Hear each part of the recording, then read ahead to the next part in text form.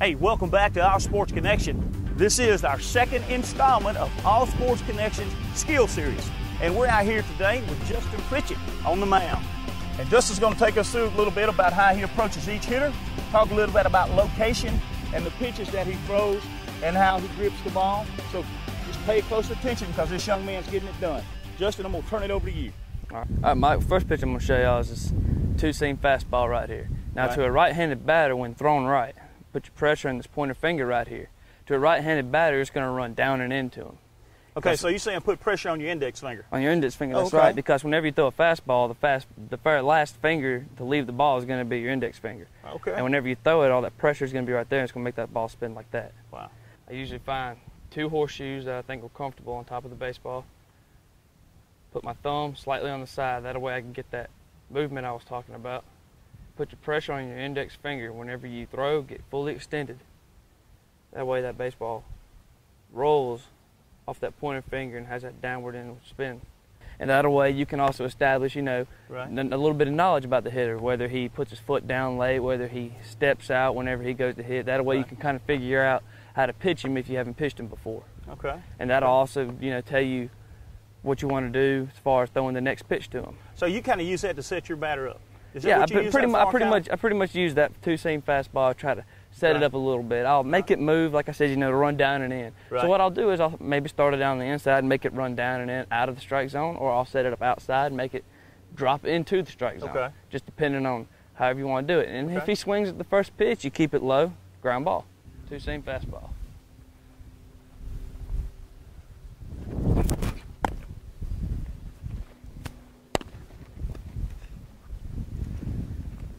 Let me get one more of those.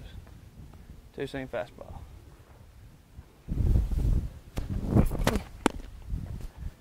Ball has some movement. So let's just say the hitter steps out every single time he swings the bat. Right. Well, that tells me I'm fixing to throw him a curveball. Okay, now how do you grip that on your curve? When I get ready to throw my curveball, I find that horseshoe that I'm comfortable with. I put my middle finger right there on the corner of it. I'll tuck the bottom of this horseshoe on the same corner, the inside of my finger, and I'll find the tip of my thumb. Whenever I throw it, again, I get extended, and once I get out front, make that ball spin downward with that pressure on my middle finger. Okay, two things, guys, if you're paying attention out there. Index finger, the last finger that touches the ball, for your fastball, then on the curveball here, on the horseshoe of the ball. With your middle finger, right there on the edge of the horseshoe. Get extended and make the ball spin downward.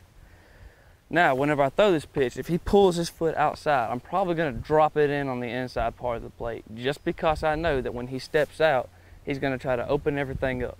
Okay. So that whenever he goes to hit that ball, it breaks on the inside. Okay. Kind of handcuff him a little bit. Right. Curveball. Curveball.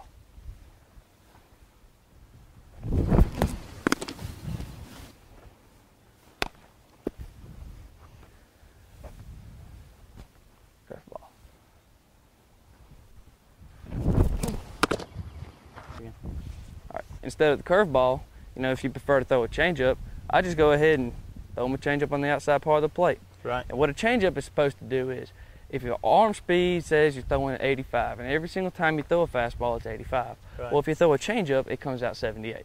Gotcha. That way your arm looks like it's fixing to come out 85, but it comes out slower than what it's supposed to. So you're fooling that hitter. Fooling the hitter, it's throwing off his timing, because I've always been told the key to hitting is timing. The key to pitching is destroying the hitter's timing. Gotcha. So as long as you can keep that batter off speed, off balance, you can get him out.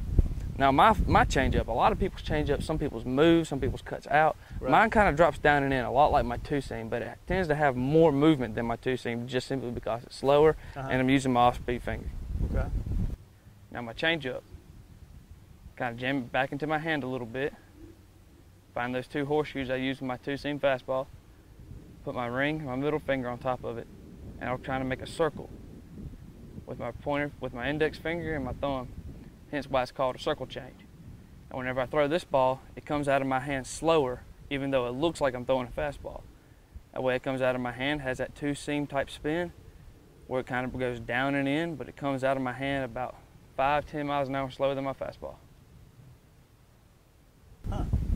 Now, I can throw a specialty pitch, which is a slider. Right. A lot of pitchers prefer a slider over a curveball just because it tends to break more. It's harder thrown. How do you grip your slider, Justin? I hold my slider right there, just like on the horseshoe, but instead of being across the baseball, I'll go ahead and rotate it just a little bit and put both pressure on both of these fingers. Right. Now, the difference between a fastball and a curveball is a curveball comes out slower and it has more of a downward break, whereas a slider has more of a across the plate break and it's thrown harder.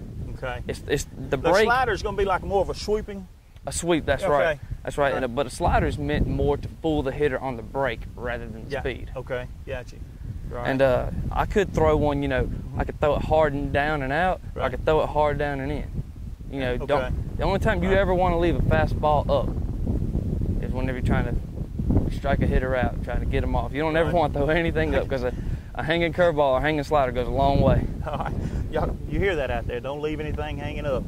Okay, Justin, listen, while we've got you out here, I want to go ahead, if you will, and talk a little bit about your foot placement here on the mound. Tell us how you like to do it, because I believe you had said that's pretty much to each individual pitcher, and there's a reason for it. There's a reason behind it. So tell us a little bit about your approach and why you do certain things. Well, see, it's all about your style. I don't throw hard enough to just dominate the inside part of the plate the entire time. Okay. So whenever you typically pitch from this side of the mound, your body's you always want to stay in a straight line. So if you stay in a straight line, you're going to be on the inside part of the plate. Okay. Now, my two-seam, I could, but I don't want to risk, leaving one up and having them hit it a mile. Right. So I kind of swapped up.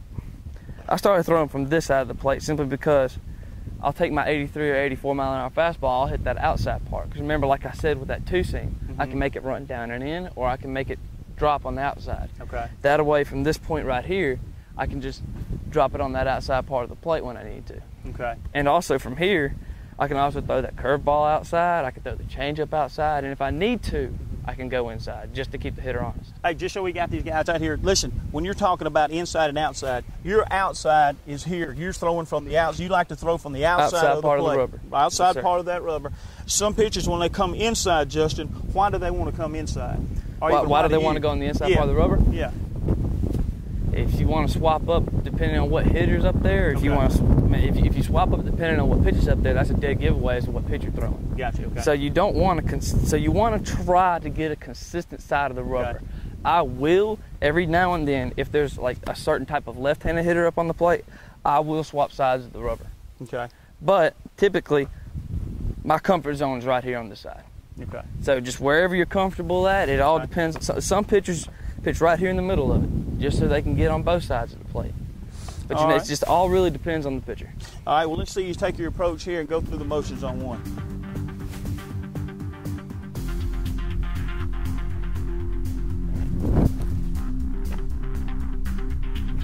Hey, listen, from All Sports Connection, we've been here today with Justin Pritchett, Stephen Hudson, another outstanding athlete from Calvary Christian High School, and catching up, and Justin has taken us through today on the pitching. We've learned a whole lot today about how to approach the batter at the plate, how to hold the pitch, how to go from the wind-up, and not giving away any secrets from the mound that can be picked up. We've had a great day. We've had a real positive learning day, Justin. I just can't tell you how much we appreciate you sharing some of that knowledge with us, and Stephen coming out and catching up today.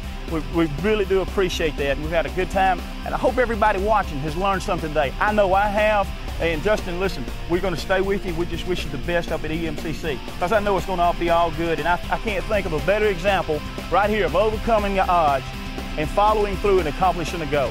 And I tell you what, we've got two outstanding young men right here, and I know there's some out there watching. From All Sports Connection, I'm Mike Denson, and you have a good evening.